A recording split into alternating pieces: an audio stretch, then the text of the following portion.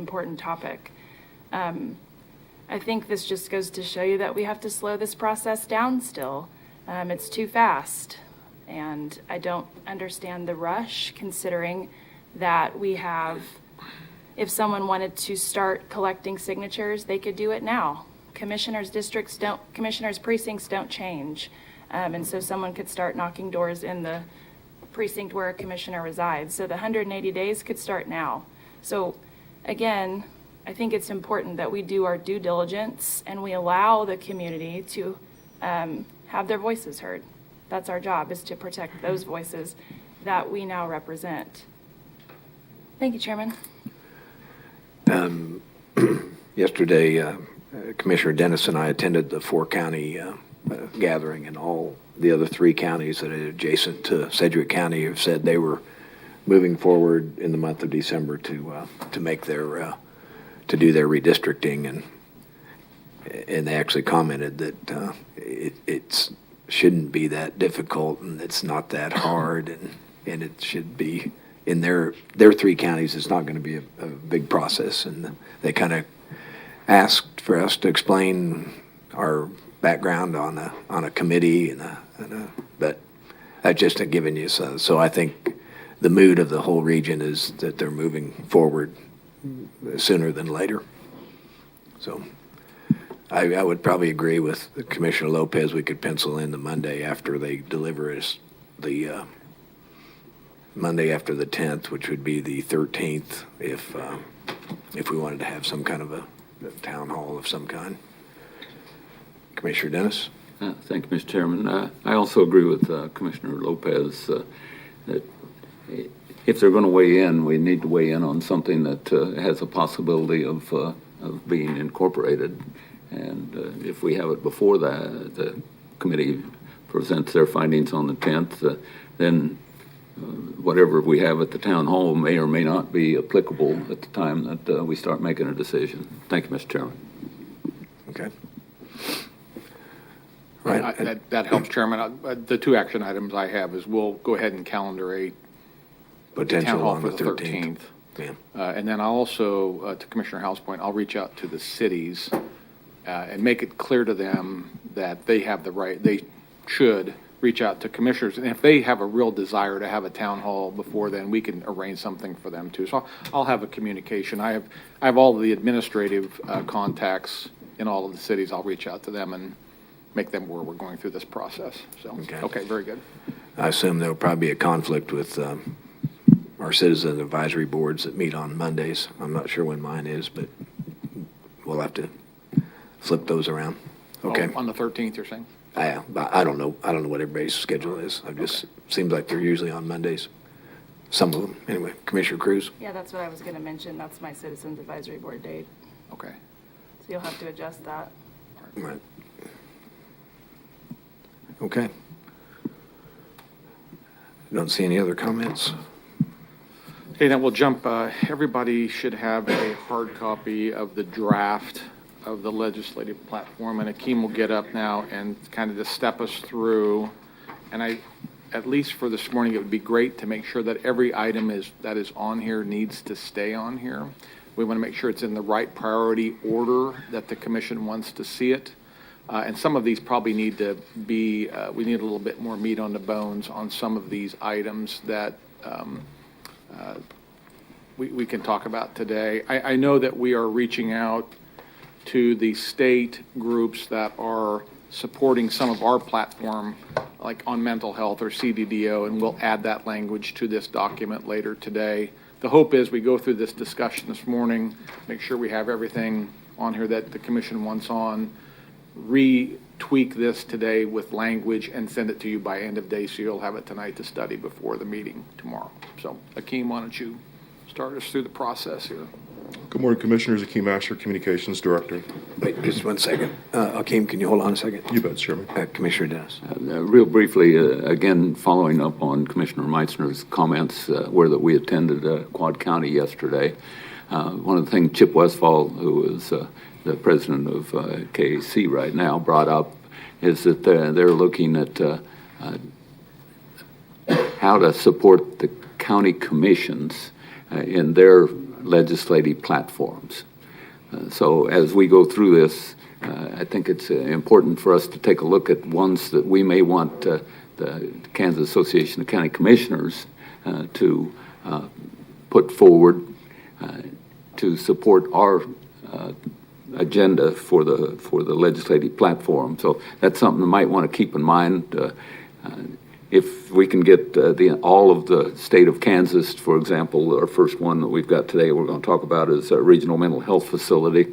If we can get all of the commissioners across the state of Kansas to say that a regional approach to working the mental health issues is something that we want to be able to do, I think that's important. So I just, before we start going through this, if you see something that we probably want the Kansas Association of County Commissioners that are going to now have a lobbyist in Topeka to work these issues, you might want to mention those. And I would start off with saying that the first one that Akeem's going to talk about would be one that we would be considering to put forth the lobbyist. It gives us one more avenue. Thank you, Mr. Chairman. Right, and I see on that first bullet there, the word regionalized is there, so that's consistent. That's good. Thank you for pointing that out. All right, Akeem, it's all you. Yep. Good morning, Commissioners. Akeem Asher, Communications Director. This is a, if you're on Zoom, can you please mute your mic? This is an additional version from our last conversation that we had. As Manager Stoles mentioned, we've got a number of items and fiscal notes that we still have to add to this that we will go through and have that back for you this afternoon before tomorrow's vote. The first one on the list is a critical funding for mental and behavioral health issues affecting Sedgwick County. As mentioned, the first bullet there is to support a regionalized state mental health hospital, including here in Sedgwick County. As mentioned before, this is the 221 mental health beds that are needed, asking that 50 of those be located here in our region. The second bullet point is the 988 Suicide Prevention Lifeline funding that goes live next year. So ongoing funding, the funding is there to get this program stood up. Who's going to pay for it in the long term? Third bullet there is to strengthen and enhance the Medicaid safety net model here in Kansas. Under that particular bullet, we've got some notes there. Asking to maintain support of the Certified Community Behavioral Health Clinic, also known as CCBHC model here in Kansas. Addressing the needs of the uninsured and underinsured, restoring the promise of mental health reform. Support a $3 million increase in funding for fiscal year 2023 for the hospitals. Support Community Crisis Center funding. There's a note on there already, Commissioners, that we need just a fiscal note for that. We are working on that. Enhancement of Medicaid rates for behavioral health. A 4% rate increase would result in approximately $12 million in additional funding to providers. There's an ask to support workforce initiatives to increase medical and clinical resources. Tim's here as well to give note on this particular item of additional information if needed. Under corrections, we've got an increase on the second page, the back of the first page, Commissioners. Under corrections, an increased funding to community corrections by $14.3 million. This is for the salaries and programmings for corrections to get those back up to levels that have been historically low. Under Charter Commission, this is an ongoing one that we've had on our platform for a number of years. We're going to continue to fight this when we were very close last year. This is just asking lawmakers to allow Sedgwick County to create a Charter Commission specific here to us in Sedgwick County. Hey, Akeem, can Yes, I just make one quick comment on item number 2, corrections? Other eye-opening thing to me and Commissioner Dennis yesterday was Butler County really struggles with pay for their corrections world because they have the El Dorado State Prison right there, and so they're swapping people, and 50 cents an hour. I think they said like 50 cents an hour makes a huge difference, and it's the corrections world is somewhat transient. They go from one to the other, so it's an important item that I think we need to have. Am I summarizing about correctly? I think so. I agree. Corrections is one that Butler County brought up. But in Reno also because of the Hutchinson facility. Yeah, I'm sorry, go ahead. Every county is having the exact same problems that we're having on finding people. They're all doing studies to find out what kind of funding that they need in order to be able to help retain people. We did refer them to Sheena, since she's already done a number of studies. I forgot to message. We may need to share those with some of the other counties to help them out, but corrections is one that they talked about extensively. Right. Thank you. Right. Okay, go ahead. Yeah, Thank you. You're welcome, Chairman. If it's the will, we can move on to supporting issues of importance, so just subsidiary issues to support our primary issues there. Under the Health Department, we've got a ask to support a statewide $1.6 million increase in funding for aid to local funding and a permanent increase in the minimum payment allocation to local health departments. So this is really looking post-COVID as we continue to go through the COVID pandemic. Development Diverse Disability Organization, DDDO.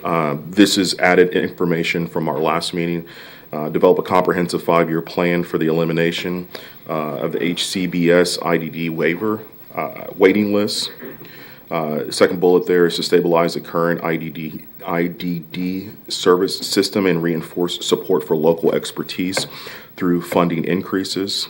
Add about a $2.5 million of all funds to KDAD's budget for CDDO administration, so the money goes to KDAD's and then funnels down to DDO. Increase HCBS IDD waiver rates by 7%. So this would result in a $36.5 million in all funds, and a restore $5 million in state general fund and $560,000 in state aid to KDAD's budget. Last bullet there says is asking to include a $5 million in the next budget cycle to specifically address IDD waiver, waitlisting, waiting list offers. Under the Division of Finance and then ITS, both departments. One second, Yes, sir. please. 1 second. Thanks for letting us interrupt. Of course, as of we're course. going. Okay.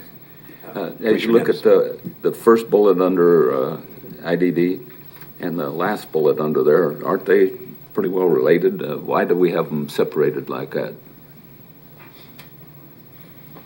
I mean, if we're going to develop a plan and then we need the funding in order to be able to implement the plan, I don't understand why one is separated from the third bullet.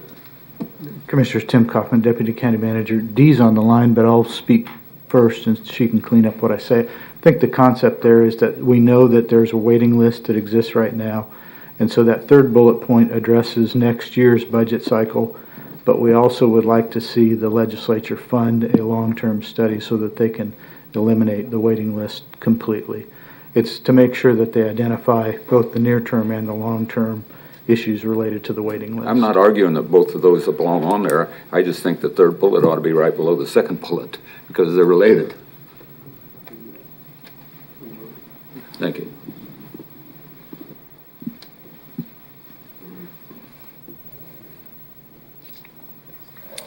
Continuing on, Division of Finance and IT are asking to basically create discretion fund balance explicit to approval by the state. So just an ask for both separately to create these, the funds. Under expiration place, they're asking for the ability to establish a sales tax exemption on memberships for expiration place. On the last page there, Commissioner, specialty courts, expanding the 18th Judicial District Court in support of a veteran and mental health court. Additional funding for community corrections and ComCare to support court participants. And as you see there, we've got it asked to some more work to do to get fiscal notes for all three of those items. Under the suspended driver's license law, this is a criminal justice reform review of the minimum sentencing guidelines in the forever look-back law. Under Senate Bill 367, and there also are notes for you all there from a meeting with Commissioner Howell and Department of Corrections as well as judges that I attended. And this is just a legislative review of judicial options concerning Senate Bill 367. Under broadband access and stormwater mitigation, we put those together at your ask. Support legislation that funds broadband access and stormwater mitigation. The idea is that ARPA funding from the federal government will help pay for some of these asks. With that, Commissioner, I've got items moved around. We can take it line by line. Continue to massage this as you will. Okay. Well, overall, I kind of like it, what you've done. You've downsized it and bullet. If it's the will of the commission, and this is not to diminish expiration place requests, but the next 4 items on the last page seem to be pretty important. I think I'd move expiration place to like the last bullet and move the others up. I'm hearing nods, so let's just make that, that's my only thought. But other than that, so far I'm liking what I see. I think I'm seeing positive nods. What did we just receive as a handout? Is that? It's mine. Oh, Commissioner Howe, sorry. Didn't see your Thank you, line. Chairman. Just I did have a handout. I'll explain in just a second, but I have a question, first of all, on page 1, just more of a clarification. It says of the 221 mental health beds needed statewide, is that additional beds above what they have currently? That is. Could we just add the word additional in front of the word beds? Just make that clearer, because I think we don't know how many beds there are. We just know we need 221 more. I think the word additional would be an improvement in that. It creates some clarity on what that is. That's my personal opinion on that. Commissioner Howe, that's a good point. I'm almost wondering, does that sentence even need to be in there? Do we need to talk about the Actually, state? I don't think it does, because it's a detail. I think Right. the reality is we need some mental health facilities across the state, especially in Sedgwick County. The number of beds is a detail, and I think that when you get into that, well, what are we talking about? That's when you start talking about the number of beds. So trying to minimize the amount of verbiage on this is a goal. If it's going to be there, I think it needs some clarity. I agree with you, Chairman. I don't think it needs to be there. I think we could talk about the details I lean towards that's on this just, page. yeah, I lean toward just saying, we want just that last, said request a state facility bed capacity of 50. Absolutely. And that way we're not involved, because 221 sounds pretty exact. And I'm not It sure does. 221 Number is our came- business. That number came from somewhere. That number came from the state group that is looking overall, all across the state. So it is exact, but I think that's what the language is reading for the ask, but we can remove it. Well, or maybe say something like, we realize that additional state mental health beds are needed statewide. But in Cedric County, we want 50. That way we're not defining 221. I like that better. I like that. Is that, Are other people defining 221? I don't know, that's where I didn't know where it came from. I mean, Tom, People are, it might be good to be consistent, but if they're not, then I think maybe check with KAC on that one too. Yeah, I think Also- if other people are, then.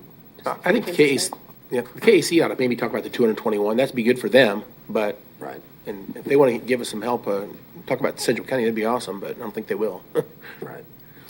The 221 number comes from a study that the legislative work group came up with a couple of years ago, and I think that maybe the Sheriff's Association and the DA Association were referencing that number. But again, the point is, locally, we'd like at least 50 beds Right, here. that's the major point. Okay, so, thank you on that. And then on Charter Commission, I'd like to just recognize the fact that, Can I Oh, I'm sorry. Yes, I'm sorry, go mention ahead. something since my light was Oh, on? yeah, I know, sorry, I Thank thought it you. was. Tim, do we need to mention the length of stay? Do we need to be specific around short or long-term beds?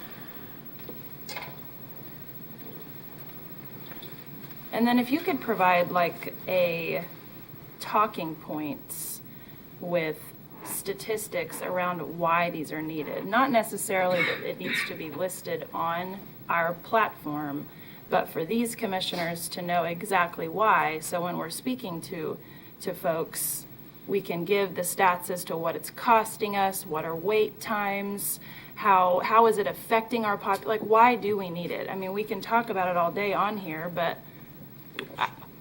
would that be okay? Absolutely, I understand that makes perfect sense. We'll come up with some talking points to support the need for additional state hospital beds. Okay, and those are long-term beds.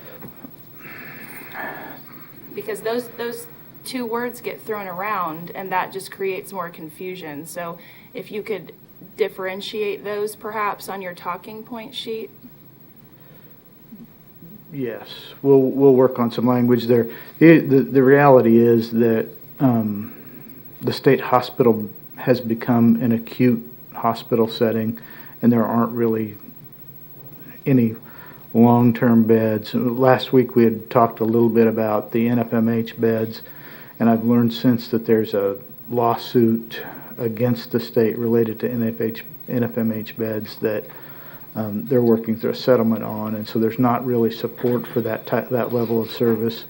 It's a level of service that doesn't really exist across the country, and so we'll try and find some language to help with talking points that relate to length of stay and the importance of adequate treatment in the state hospital setting. But in addition to wait times in current facilities here, so if, we have a person in the psych ward at St. Joe, it's taken that bed.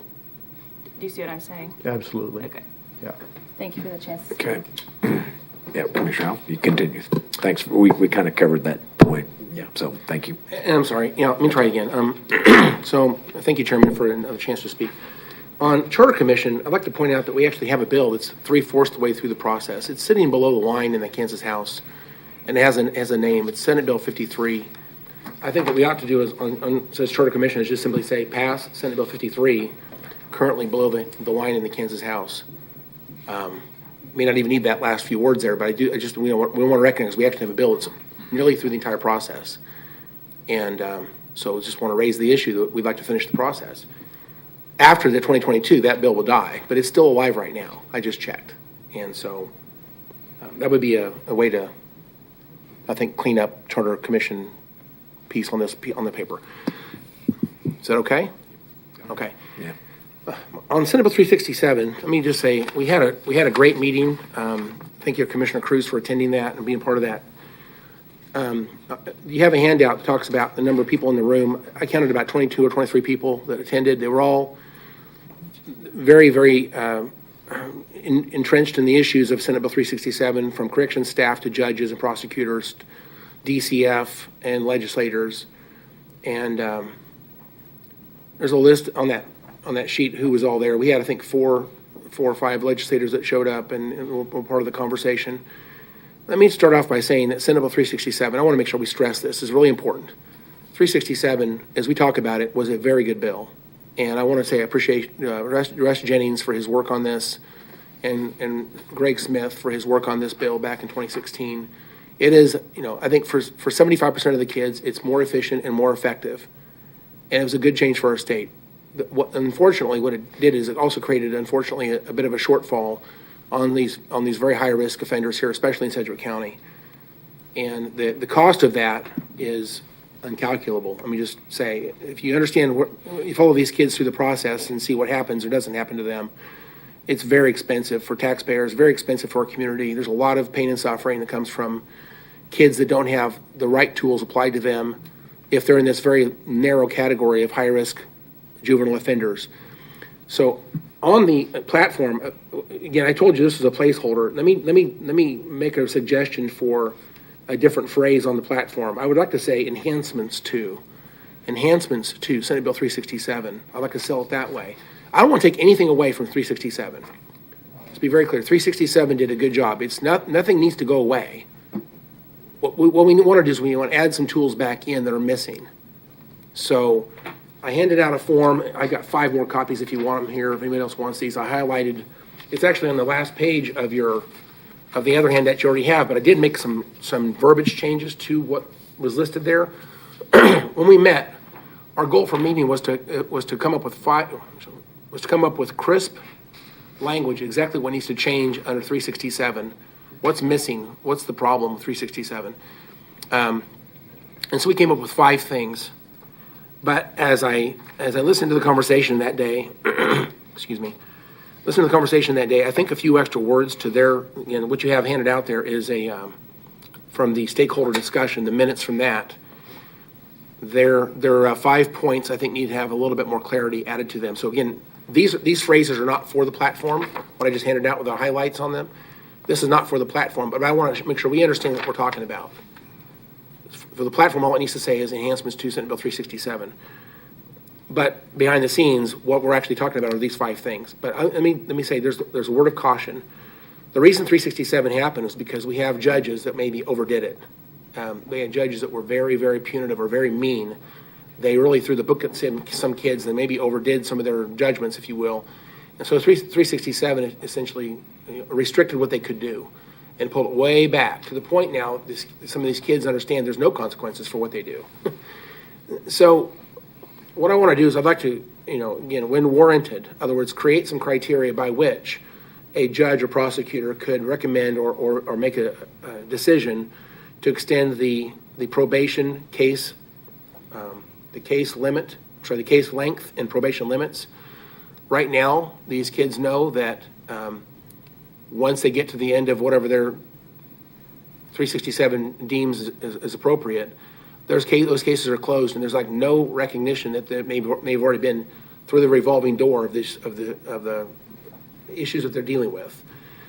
It closes the case. It's almost like they start afresh each time they go back into the system again, and that's not coordinated. And so we would like to, the judges and the prosecutors and the corrections staff would like to have a way, when warranted, to keep the case open and to adjust probation length limits as needed.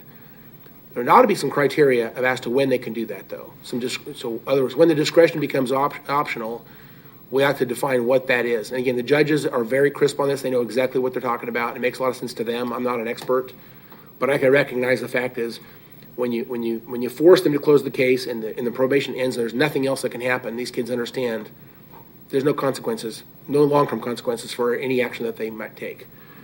So I would like to add those words to this. Again, so behind the scenes, what I'm actually asking for, number one, is to remove or allow extension of juvenile case and probation length limits when warranted, which means we'd like to set the criteria for when judges would have some discretion to keep a case open or add probation time. And then number two, remove or increase juvenile detention limits when warranted.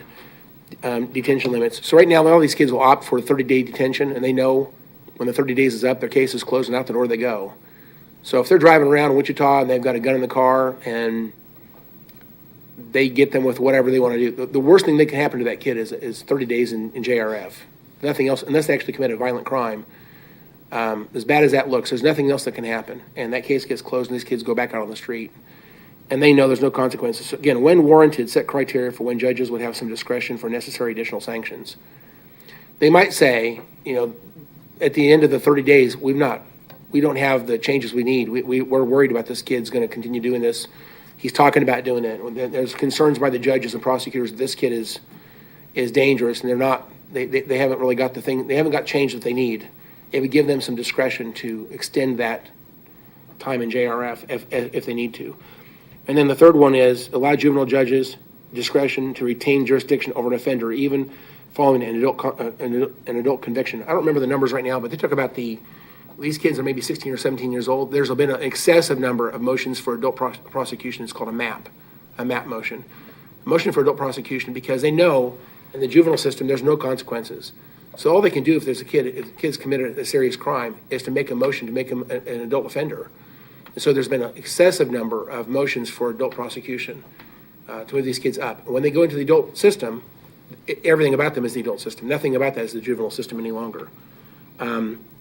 So allow juvenile judges the discretion to retain jurisdiction over an offender following an adult conviction. And then the fourth one I think is probably really obvious. Right now we're using we are using foster care, and because of the reluctance to charge these juvenile offenders with crimes, and in order to adjudicate them by giving them community supports, it's a great plan. It works for most of the kids. But for some of these kids, it doesn't work. Right now, we've got juvenile offenders that are not being properly adjudicated, if you will, that are on paper look like SINC kids, children in need of care. And so the SINC kids and JO kids are intermingled now. And JO kids now are accessing the foster care system. The foster care system has a shortage of beds because of that type of placement. And we have excessive number of kids out of county. We also have some of these kids are temporarily placed in JRF because there's no place else to put them. The reality is we need to have an option for high-risk youth that are basically juvenile offender youth that are not SINC kids. We need an option for them that's not community-based and it's not foster care. And again, if they go into JRF with an actual offense, they're limited to 30 days, then out the door they go. We don't have a residential option. The state shut down all juvenile offender residential options in the state, and think that was a mistake. And I hate to raise the this old topic, but Judge Riddell Boys Ranch was exactly that. So it's bulldozed, it's gone, but the reality is there's no other options now. So the consequence of this decision is these kids now are intermingled with sync kids, and the foster care program is now, in a sense, kind of imploding. And when we don't have this option for very few kids, I don't think we need 50 kids in this program, but we need a few potentially.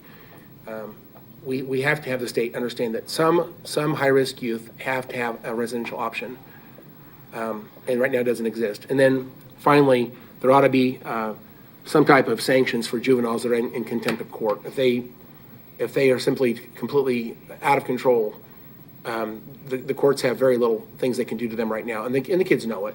The word's on the street. They can go in the courtroom and to be as defiant as they want to be, and nothing bad happens. There's no consequences for defiance in front of a judge or prosecutor. So at the end of the day, there ought to be some type of things that the judges and prosecutors can do. So these are the 5 things that came out of that meeting. I probably didn't do them justice, but we have them written out now. We could probably go write a bill that would do these 5 things. I'm working with legislators to hopefully write that bill in between now and the end of December. And so on the platform, if it simply says enhancements to 367, I'm talking about these 5 things. I'd like to stand for questions or just simply say, if that's acceptable, I'd like to see us do it that way. Thank you, Chairman. Can I ask Commissioner Cruz, you were at the meeting and you concur with these 5 improvements to the bill? I do. Thank you for the question. Okay. Well, then that sounds good. The change of the language on that and then backed up by. You bet, Chairman. Thank you for your work, both of you on that. Thank you. Okay, I don't see any other questions at this time, so looks like it's good. Commissioner Holly, did you have other? No, okay, thank you. And Sarah, we're good? Okay. Thank you, Chairman. Right, thank you. Thanks for all the work. I know it starts as a big document and gets down to a few corrections and simplifications, so thank you very much. Okay, we'll make the word changes today, get it to you by end of day, and then this is on the agenda for tomorrow for a vote, final discussion. Okay. Oh, Commissioner Dennis. Thank you. If we're not discussing legislative agenda anymore, a couple other things came out of the meeting yesterday that I thought were important. When KAC has the opportunity for us to go up to Topeka, they're going to have the entire Capitol filled with portions of the things that counties do to help their communities. So I think it's important, since they're going to be doing that, is that if all 5 of us can make it up there to that, it would be very beneficial. I also think their idea of having a special lobbyist for the county commissioners is also a good idea. Another thing that I thought was very interesting was the counties that do have EMS are all having the exact same problem that we're having on finding paramedics to fill their positions. It seems that the paramedics now, the trauma centers across the state are finding that paramedics make great people in trauma centers at hospitals. And so as a result, you can go and make more money being a person that works in the trauma center than you can in EMS, and you don't have to work out in the cold and the rain and everything else. So we're not the only ones that are experiencing a problem finding paramedics. Overall, I appreciated the opportunity to once again get back together with the other county commissioners of the surrounding counties here to Sedgwick County, because even though they're much smaller than we are, they're having the exact same problems that we're having, just on a little smaller scale.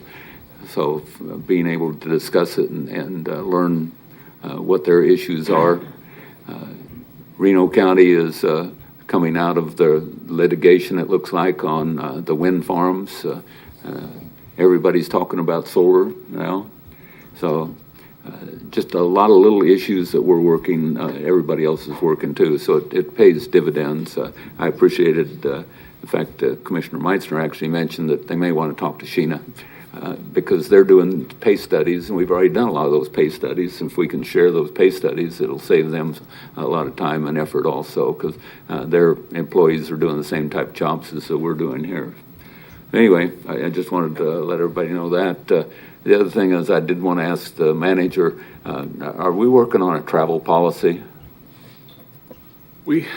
Yes, we've actually taken an existing travel policy and have split it into 3 smaller policies. Those are finance policies, so Lindsay's actually drafting those, and committees are looking at them. And one of those, of the 3, one of those deals specifically with travel expenses and travel protocol. Okay, well, I'd like to see something come to us so that we can start reviewing it in the near future. Thanks, Mr. Chairman. Okay, and I'll just add on the 4-county deal, it seems like they're very aware that we share economic development opportunities and employees crossing county lines. So it's a good group. And Sheena, the case studies that they're talking about, these employment they're looking at hiring groups to compare salaries internally, government salaries, public sector salaries. So we were hearing this, and I think we just did that. So you may get a call. Sorry to volunteer you, and if you can share stuff, great. If it's our privilege, if it's our information only or something, but you may get some calls from the HR directors of the other 3 counties. So thank you for reminding me. I forgot to email you yesterday that we volunteered you. So, okay. And if you have a problem with it, please let us know, and we'll deliver whatever message we need to deliver. So, Commissioner Lopez. Commissioner Dennis, can you remind me the day that was that the counties are getting together, and do you know a specific time? They hadn't suggested they didn't know the next meeting yet. It's going to be in Reno County's hosting, and they didn't have a date yet. I think it's about quarterly. Something like that. Yeah. Yeah, are you talking about up in Topeka or Topeka. In Oh, I'm Topeka? sorry.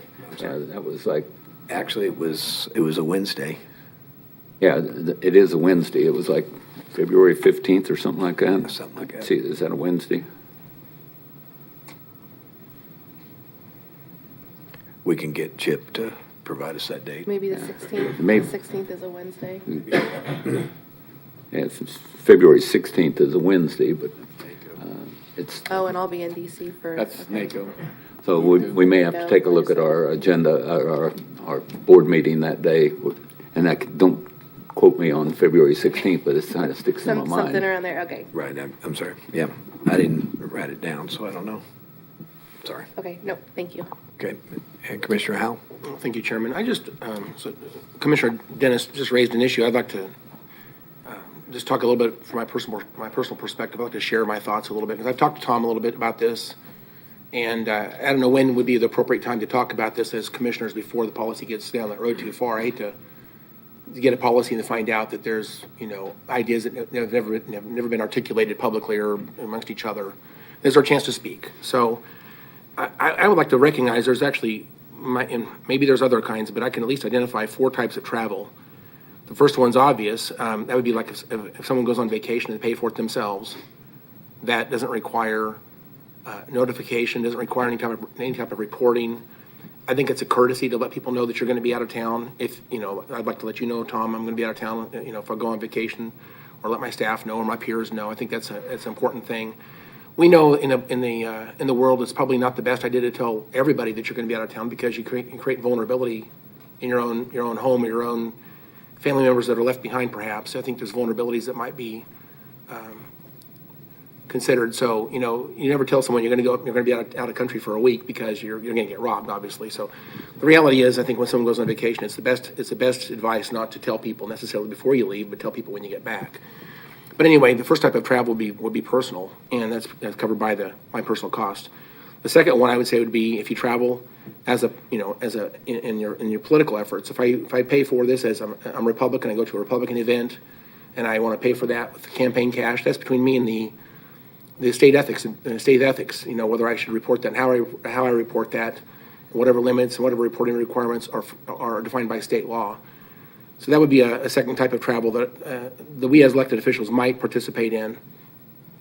A third one would be if it's taxpayer funded. If I'm going somewhere as a commissioner or as an elected official, I think we owe it to the people we represent, the taxpayers especially, to let them know when we come back, what it is that we did with their money and what did I learn and why was this important. In other words, I'd like to see us submit, if you will, a post-trip report to be presented at a public open meeting, and then a motion to receive and file so the public has access to those documents. I think it's reasonable that we would report back to the public.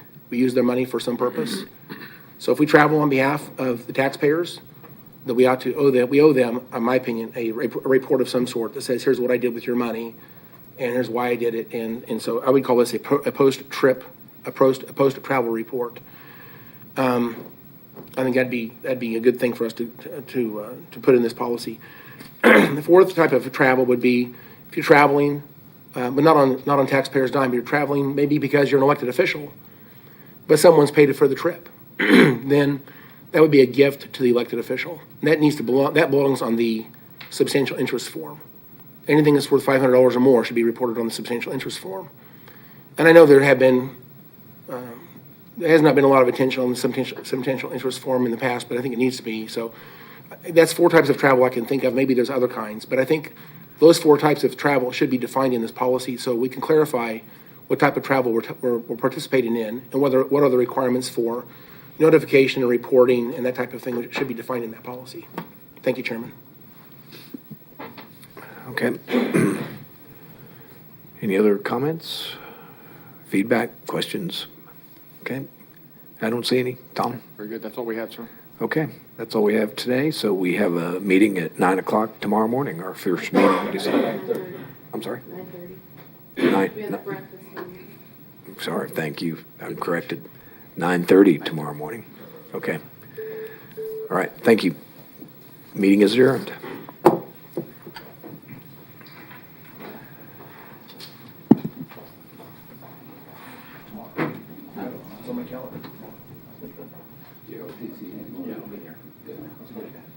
Where is that tomorrow? I'm planning on going.